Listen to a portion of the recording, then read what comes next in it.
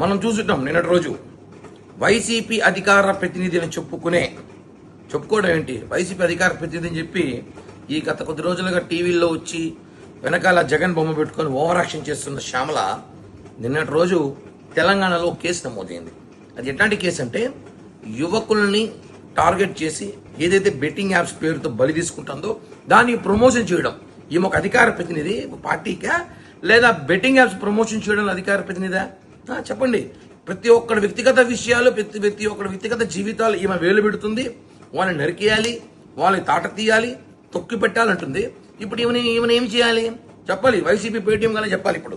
ఎందుకంటే betting apps ఎంతమంది నేరం తెలుసు, ఎంతమంది బలైపోతున్నారో తెలుసు. నేను ఇప్పుడు ఓటాడుతున్నా వైఎస్ఆర్ కాంగ్రెస్ పార్టీ వాళ్ళని, ఈమెని వెంటనే శ్యామలని సస్పెండ్ చేయండి.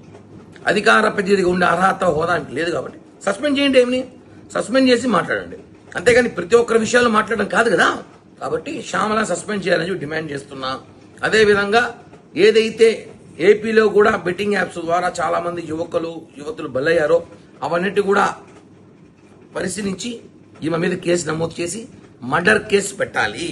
ఎందుకంటే ఇక్కడ కూడా చాలా మంది ఏపీ రాష్ట్రంలో చనిపోయారు. వాటికన్నిటి కూడా ఈ బెట్టింగ్ ప్రమోషన్ కారణం. కాబట్టి ఏవైతే తెలంగాణలో కేసులు నమోదయ్యాయో దానికి సంబంధించి ఈ ఆంధ్రప్రదేశ్ రాష్ట్ర వైఎస్ఆర్ కాంగ్రెస్ పార్టీకి అధికార ప్రతినిధిగా ఉందో ఈవిడ కూడా కారణం అయ్యి ఉంటుంది. కాబట్టి ప్రమోషన్ వల్ల ఈమెను చూసి ఇన్స్పైర్ అయ్యి చాలా మంది ఇన్స్పైర్ అవుతారు. ఇన్స్పైర్ అయ్యేలాగా ఏమో చెప్తుంది కదా, ఇన్స్పైర్ అయ్యి బెట్టింగ్ లాపాడి చాలా మంది ఆస్తులు పోగొట్టుకొని ప్రాణాలు తీసుకున్న సైతం చూసుకుంటాం. కాబట్టి ఈమె సూక్తులు, ఈమె ప్రవచనాలు అందరూ చెప్తుంటుంది చాలా వరకు. ఇవన్నీ సోది పక్కన పెట్టి శ్యామల గారు కూడా అన్నాను. ఎందుకంటే గారు అనే గొప్ప నేను చేయట్లే.